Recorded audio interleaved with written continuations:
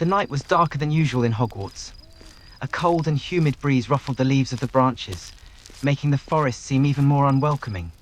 The sky was completely dark and the stars hidden by the thick, somber clouds, as if nature was trying to conceal any glimmer of light. It was a night for mysteries, secrets and fears, a night to be avoided. Harry walked slowly, his feet sinking into the dry, crackling leaves on the ground as he made his way deeper into the forest,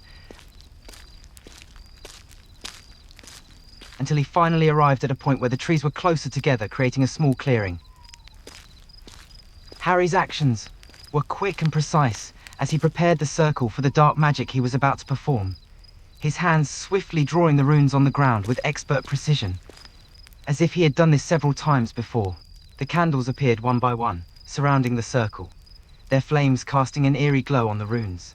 When the circle was complete, the air felt heavy and charged with an inexplicable tension, as if the forest seemed to be holding its breath in anticipation.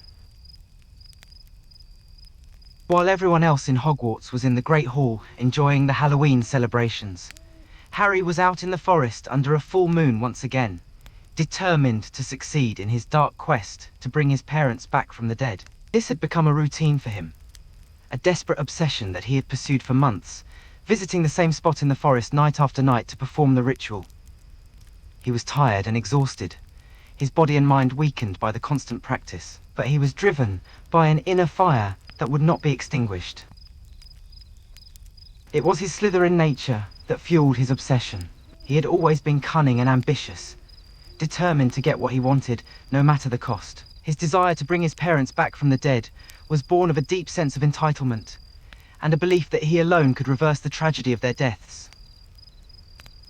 His greed and ambition had led him down a path of dark magic, where he was willing to dabble in the forbidden and risk everything to achieve his goal.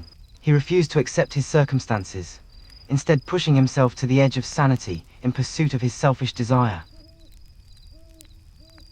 Harry knelt on the ground, his hands trembling with a mix of exhaustion and desperation. He looked directly at the runes he had drawn on the ground, his eyes burning with a fierce determination, as if speaking to the spirits of his parents. "I won't fail you. Not this time," he muttered, his voice filled with a raw and desperate need. Harry's hand instinctively reached for the necklace that hung from his neck, a small charm adorned with a delicate stone. His fingers traced its smooth surface with a sense of comfort and longing. He brought the pendant to his lips and kissed it gently, his eyes closed in a moment of silent contemplation. The necklace had once belonged to his mother, and it had become something of a good luck charm for him, a connection to the past, and a source of comfort in his darkest moments.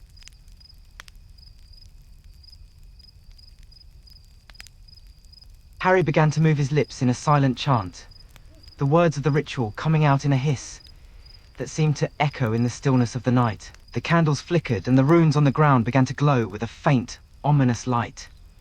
His eyes darkened as he entered a trance-like state, his mind focused and intent on the spell. The air felt heavy, as if the forest itself was holding its breath, anticipating the outcome of the dark magic Harry was about to unleash.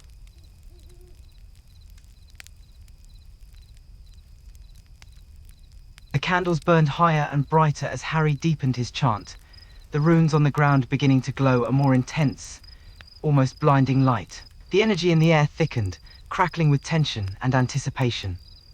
With each word, Harry's voice grew stronger, his eyes fixed on the center of the circle, a mix of determination and desperation etched on his face. He was fully committed now, fully focused on the dark magic he had prepared so meticulously for months.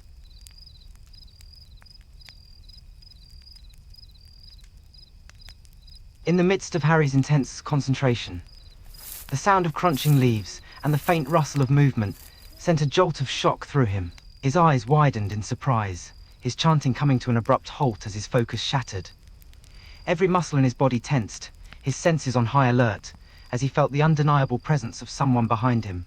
He could sense their proximity, the faint whispers of their breath, and every instinct within him screamed for him to turn, to confront whoever had dared to interrupt his ritual. Anger flashed in Harry's eyes as he quickly extinguished the glowing runes and candles with a swift movement of his wand, plunging the area into sudden darkness. His heart was pounding, his mind racing with a mix of surprise and irritation at the unwanted interruption. The forest was now eerily silent as Harry stood in the center of the now extinguished circle, his body tense and on edge. He waited, trying to hear any sign of the intruder who had disturbed his ritual. Who dared to spy on him at such a crucial moment? Harry stood up slowly, his body tense and his wand pointed at the bushes where he had heard the rustling. The anger in his voice was evident as he spoke, demanding that the intruder reveal themselves. Who? Who goes there? Show yourself, he echoed firmly, his eyes darting from one shadow to another, searching for any sign of movement or presence in the darkness. His heart was still racing, his mind on high alert, prepared for anything or anyone that might emerge from the shadows.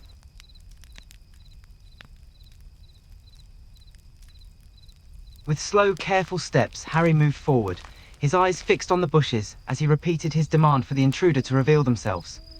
His voice was sharper now, a mix of anger and anticipation in his tone. Show yourself. I know you are there. Come out and show your face.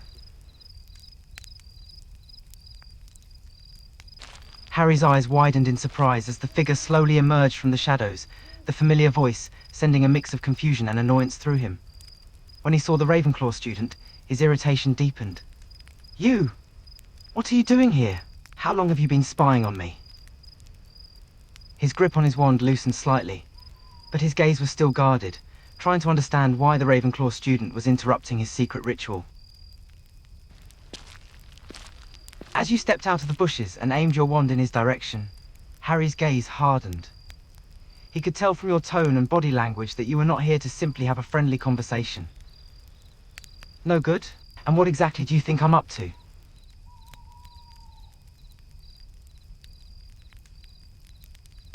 Harry scoffed, his mind scrambling to come up with a convincing lie. He didn't want to reveal the true nature of his ritual, especially not to you, so he decided to try and deflect your suspicions. I'm just doing what Dumbledore told me to do. It's something you wouldn't understand.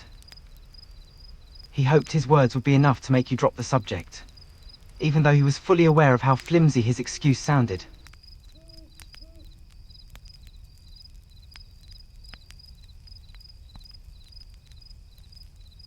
Harry sighed, his gaze momentarily flicking to the darkened ground, the remnants of his failed ritual still visible in the faint glow of the extinguished runes. He then turned his attention back to you, his expression a mix of annoyance and resignation.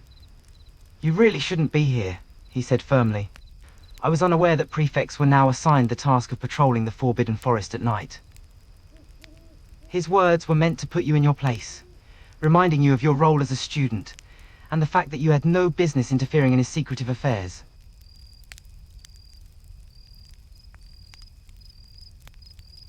Harry's gaze lingered on you for a moment, a calculating glint in his eyes. He seemed to sense your curiosity and decided to use it to his advantage. Oh, you want to know what I'm doing, huh? He chuckled softly, his voice calm and cool. With a casual gesture, he motioned for you to step closer. Come here. I'll show you. Seeing your hesitation, Harry chuckled softly, noticing your uneasiness. He understood why you were wary, but he wanted you to approach nonetheless. His voice held a hint of mockery in it as he spoke again. Don't be so scared, he said with a smirk. If I wanted to hurt you, I would have done it already. Trust me. He seemed confident, almost cocky, as he waited for you to finally step closer and give in to his request. As you slowly approached, Harry's smirk deepened, his amusement apparent as he witnessed your compliance. The fact that you had lowered your wand and obeyed his command fueled his ego, making him even more smug and confident. Once you were close enough, he began muttering the spell, the candles and runes around the circle flickering back to life, their glow casting an eerie, almost sinister light upon the area. Your gasp and widening eyes made Harry chuckle, his smirk widening as he took pleasure in your reaction. He knew that you were finally comprehending the true nature of his ritual, the dark magic that he was attempting to unleash. Isn't it obvious? I'm trying to bring my parents back from the dead.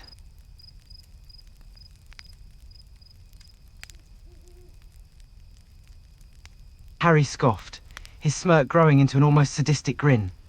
He seemed to relish the fact that you were horrified by his actions. Oh, and why not? Forbidden magic. Who cares about what's forbidden or not? You see, I don't care what people say I can or can't do. I want my parents back. And I'm willing to do whatever it takes to make it happen. Before you could even raise your wand fully, Harry's reflexes were swift and precise. With a quick flick of his own wand, he cast a spell that sent your wand flying from your hand, landing a few feet away with a thud. His smirk widened as he saw your shocked and helpless expression, the realization that you were now weaponless in front of him. Harry slowly turned to look at you, his smirk growing into a sinister smile. He relished in your helplessness, taking pleasure in the knowledge that you had underestimated him, and that he had the upper hand. I did warn you, he repeated, his voice low and dangerous. You really shouldn't have come here. That was a big mistake on your part.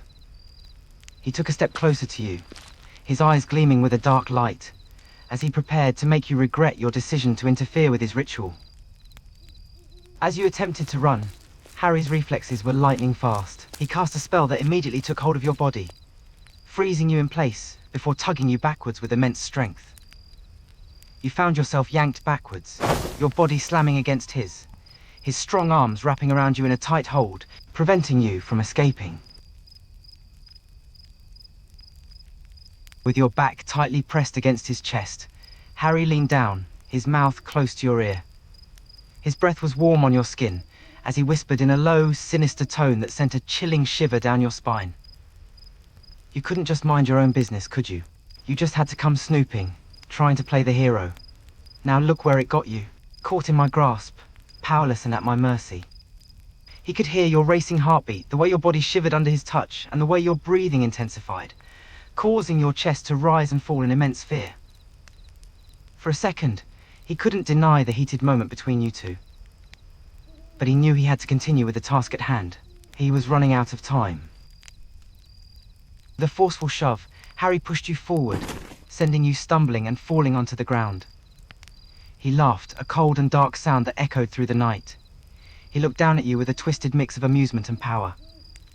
Look at you now. You should have considered the consequences before interfering with my plan. With a sadistic smirk, Harry took his time, slowly strolling towards you as you frantically crawled backward, your body pressed against the cold bark of the tree. There's no use in trying to run, he taunted, his eyes fixed on you like a predator toying with its prey. You can't escape. I've got you right where I want you. With a swift flick of his wand, Harry cast a spell that instantly bound you to the tree, thick ropes wrapping around your body, securing you in place. You were unable to move, completely vulnerable and powerless against him. Comfy? He asked mockingly, his voice dripping with cruel enjoyment. Harry quickly knelt down in front of you, his hand clamping over your mouth, silencing any cry for help. Don't even think about screaming, he warned, his voice low and dangerous. If you make so much as a sound, I'll personally make sure that mouth of yours disappears. Permanently. Harry muttered one last warning before standing back up, his voice stern. Don't test me. I'm not in the mood right now. If you behave, I'll spare your life. If you don't, then let's just say your Quidditch team will have one less chaser in the next tournament. Harry slowly stepped back towards the circle of runes.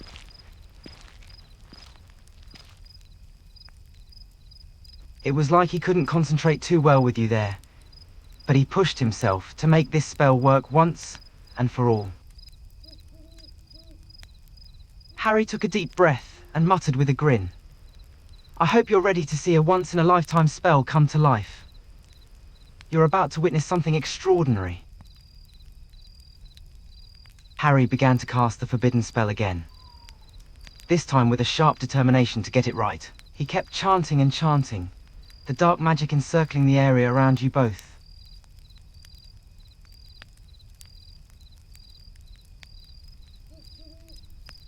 You watched in horror and fear as the cursed words left Harry's mouth, causing the flames and light to shine even brighter with each one. Then suddenly, you both froze. The spell, it actually worked.